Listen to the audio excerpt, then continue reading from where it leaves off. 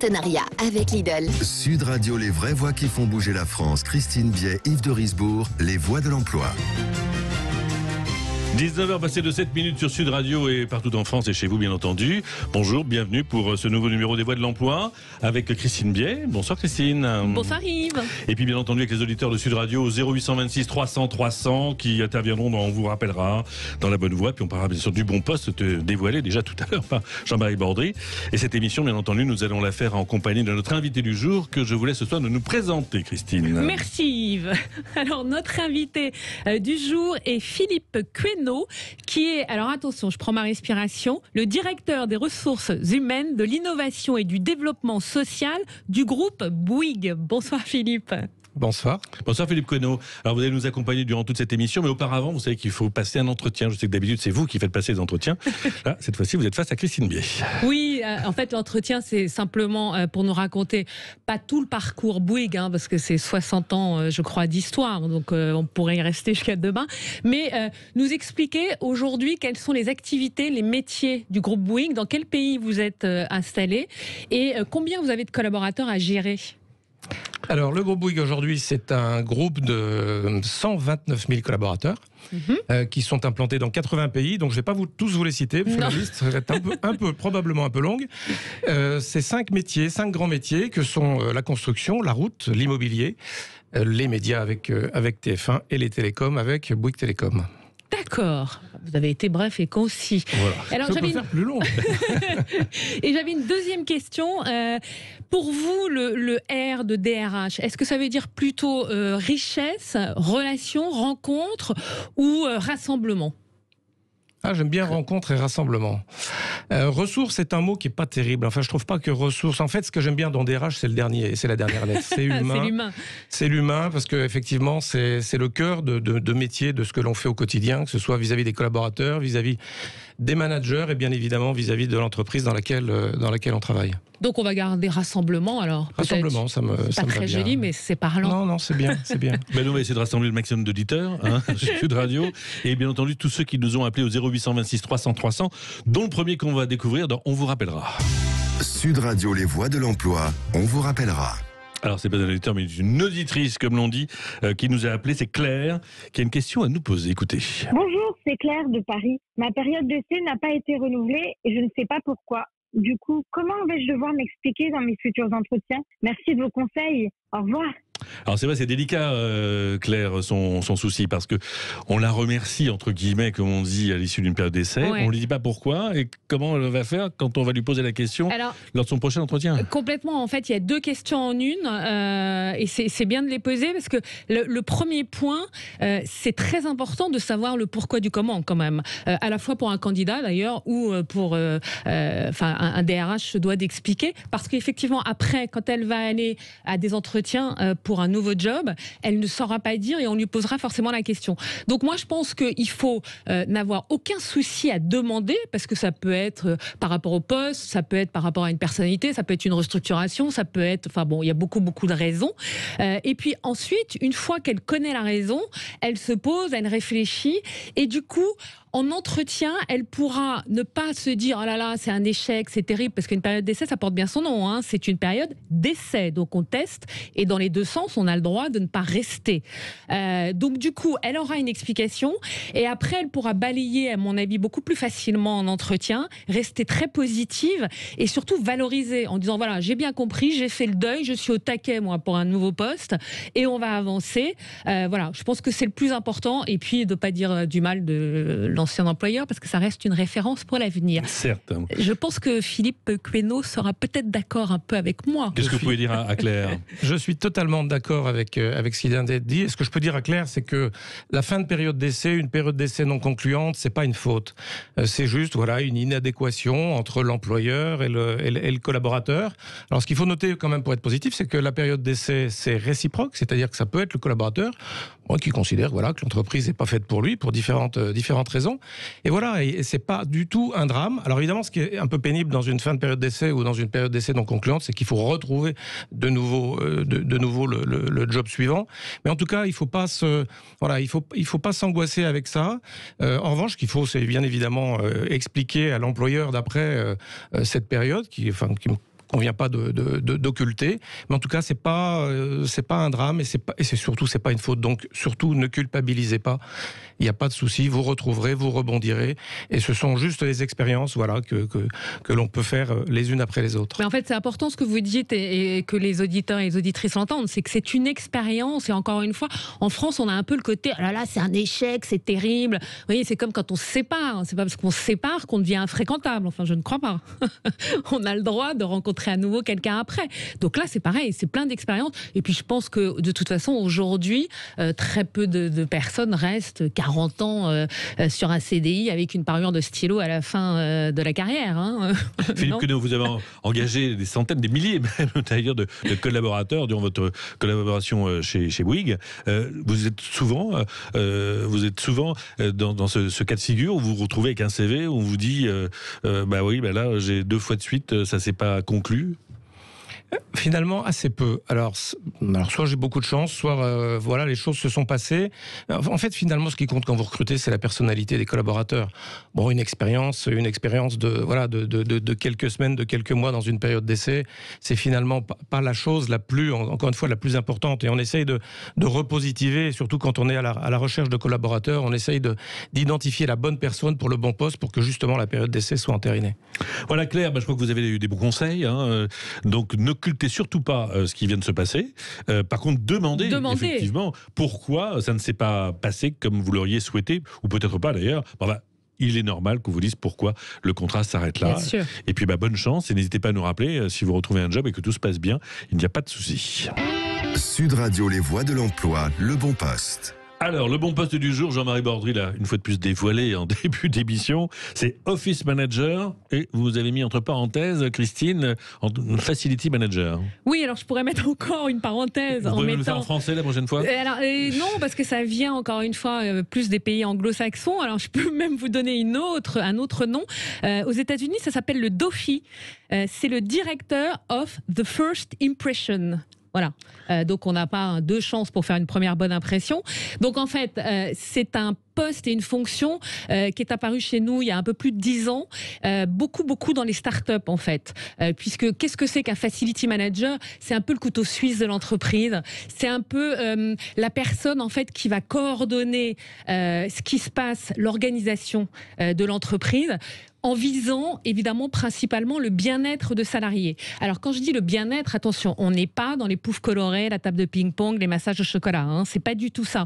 C'est plus quelqu'un qui va gérer des plannings, qui va gérer les onboarding par exemple, voilà, qui va faciliter, c'est un facilitateur on va dire, c'est entre un ou une super assistante de direction et puis un responsable administratif et financier. Voilà, donc c'est quelqu'un, moi je trouve que c'est un poste très intéressant, on recrute beaucoup en ce moment parce que ça peut être dans des PME, ça peut être dans des filiales, ça peut être dans des gros groupes, des services entiers d'ailleurs qui gèrent ça. Et qu'est-ce qui est intéressant aujourd'hui dans ce poste, en plus du fait qu'on recrute beaucoup, c'est que c'est un poste, et je pense que ça va vous plaire Philippe Queneau, qui est vraiment calé plus sur le savoir-être que sur le savoir-faire. C'est quelqu'un qui doit être empathique, à l'écoute et qui a envie d'aider les autres dans l'organisation en fait du quotidien. J'allais dire, c'est un peu un couteau suisse. Alors Philippe Queneau, chez Bouygues, on a toujours été très en avance dans le côté RSE, oui. Sur le côté relations humaines, etc. Est-ce que sur les 129 000 salariés et collaborateurs du groupe, vous avez des office managers ou facility managers ? Alors on n'utilise pas ce vocable, on n'utilise ni l'un ni l'autre, on n'utilise pas ces mots. En revanche, bien évidemment, les missions qui sont confiées aux office managers sont réparties dans différentes entités avec un seul objectif, c'est avoir un niveau de qualité de vie au travail, la fameuse QVT dont on parle, donc la qualité de vie au travail offerte aux collaborateurs qui soit au meilleur niveau. C'est historiquement un job qui est dans ce qu'on appelle les services généraux, alors que les services généraux ont évolué, maintenant ils s'appellent plutôt services aux collaborateurs, ou enfin voilà, il y a tout un tas de mots à la fois plus contemporains et peut-être plus signifiants dans ce qu'on cherche à faire. Et j'aime bien ce que vous disiez sur la notion de bonne impression. Effectivement, la bonne impression, c'est la première fois. La deuxième fois, c'est plus la première, c'est déjà la seconde.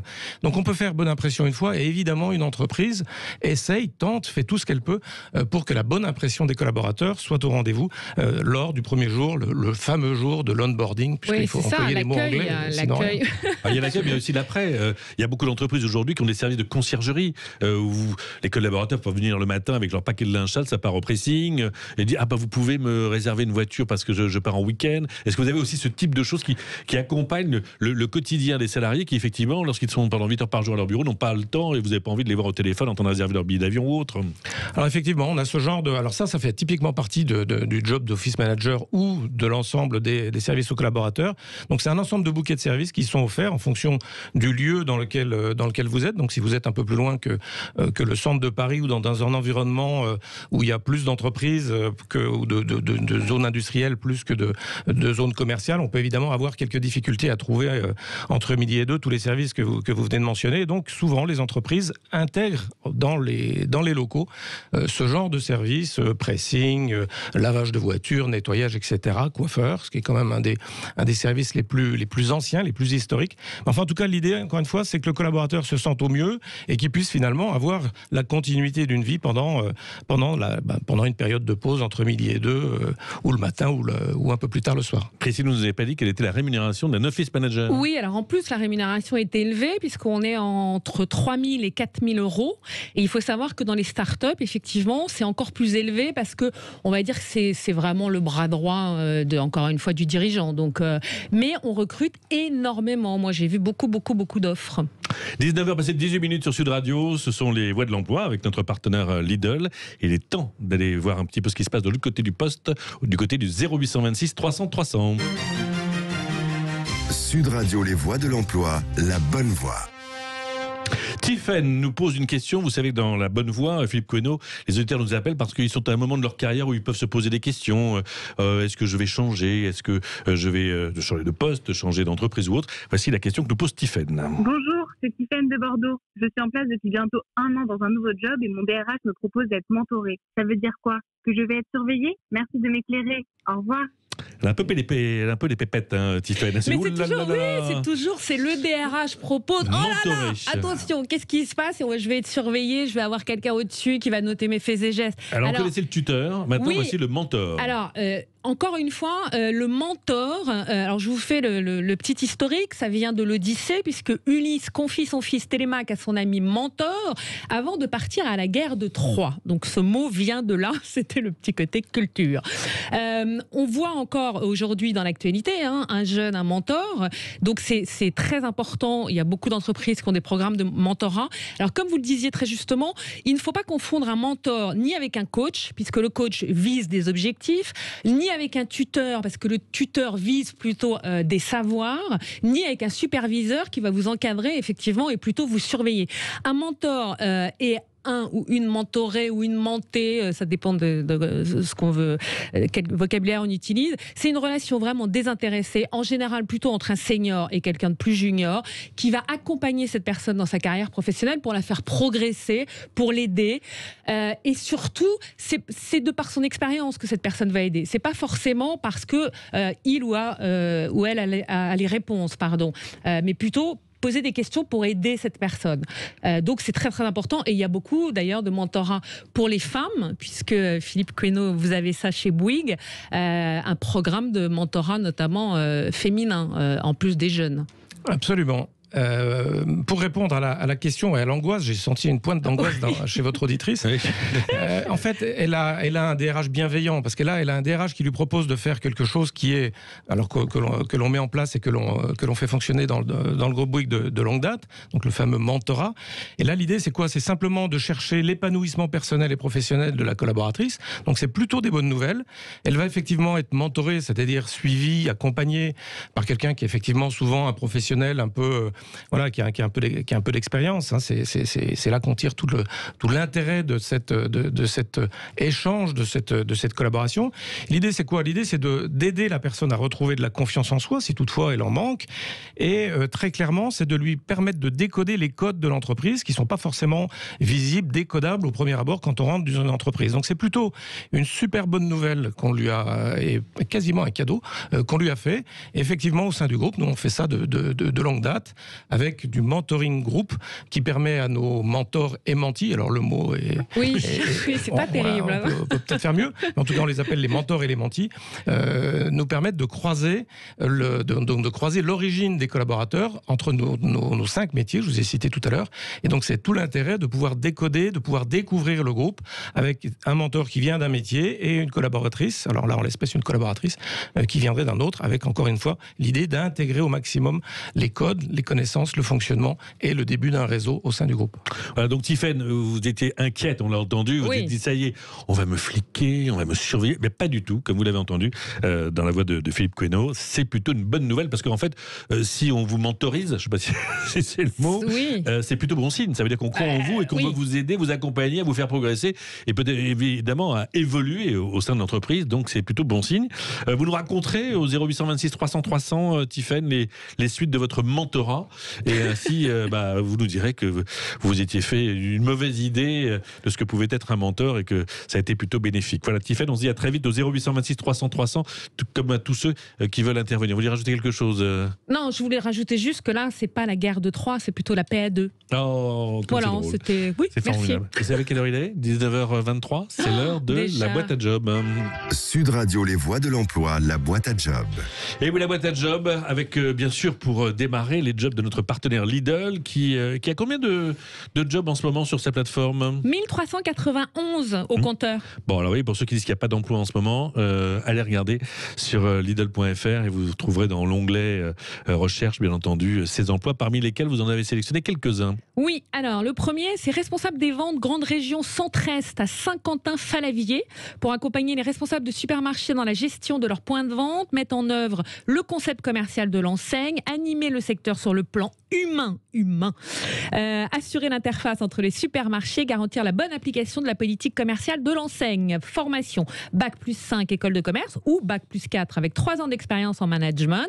Rémunération, 3 820,16 €. C'est pas mal pour démarrer, Philippe Queneau, que vous en demandez. C'est plutôt bon bien. Salaire de début, absolument. Ouais. Plus une voiture de fonction et la possibilité, comme d'habitude, d'avoir une formation personnalisée de plusieurs mois pour appréhender toutes les facettes du métier. Et on retrouve ça sur emploi.lidl.fr. Autre petite annonce dans la boîte à job. Oui, le groupe Paprec que nous avions reçu dans l'émission. Spécialiste du recyclage. Voilà, un recyclage de déchets, recherche un ou une responsable de la formation pour l'ensemble du groupe. Et ce sera à Saint-Herblain, donc proche de Nantes. Donc vous allez animer en transverse toute l'équipe RH opérationnelle. Il faut être titulaire d'un master RH, 5 ans d'expérience minimum à ce type de poste. Et la rémunération est de 4 000 € sur le site de Paprec. Là aussi, belle rémunération. Une autre petite... Oui, alors non, ça c'est pour nos étudiants ou les gens qui cherchent un peu en ce moment. Academia recrute énormément sur Aix et Marseille pour donner des cours particuliers à nos enfants afin qu'ils progressent. Academia, c'est un des leaders du soutien scolaire. Voilà, soutien scolaire. Et là, ils cherchent des profs d'anglais et des profs de français. Donc ça peut être fait évidemment en visioconférence, etc. Et la rémunération est quand même de 21 € par heure de cours. C'est sur Glassdoor. Donc allez-y parce qu'ils recrutent beaucoup, donc Aix et Marseille. Et puis une petite dernière. Et un petit dernier pour la route. Keller Williams, compagnie immobilière, recherche un DOFI. Vous avez compris ce qu'était le DOFI ? C'est le fameux Office Manager, Facility Manager. Voilà. Donc pour sa société de formation, donc créer du lien entre les agents, favoriser la cohésion, fédérer, gérer, coordonner. La rémunération est donc de plus de 3 000 € par mois. Et ben voilà, donc le rendez-vous, c'est sur... Glassdoor. Voilà, on a fait un petit peu le tour, on va voir du côté de chez Bouygues. Vous avez combien d'annonces en ce moment ? Vous recherchez combien de collaborateurs ? Attention aux chiffres. Attention aux chiffres. Alors, dans l'année, à peu près 7 800 collaborateurs nouveaux nous rejoindront dans tous nos métiers. Aujourd'hui en ligne, c'est à peu près 1800 postes que vous avez, si vous avez fait le même exercice que vous venez de faire en tapant Bouygues.com. Alors la particularité de Bouygues.com, c'est que c'est un site qui vous permet de récupérer l'ensemble des postes qui sont offerts dans nos 5 métiers. Vous pouvez bien évidemment aller sur le site de chacun, chaque poste, chaque emploi figure sur le site de chacun de nos métiers, mais on a également le site Bouygues.com qui permet de regrouper la totalité. Et là aujourd'hui, c'est 1800 emplois avec 3 postes principaux, je fais un peu de pub, j'en profite.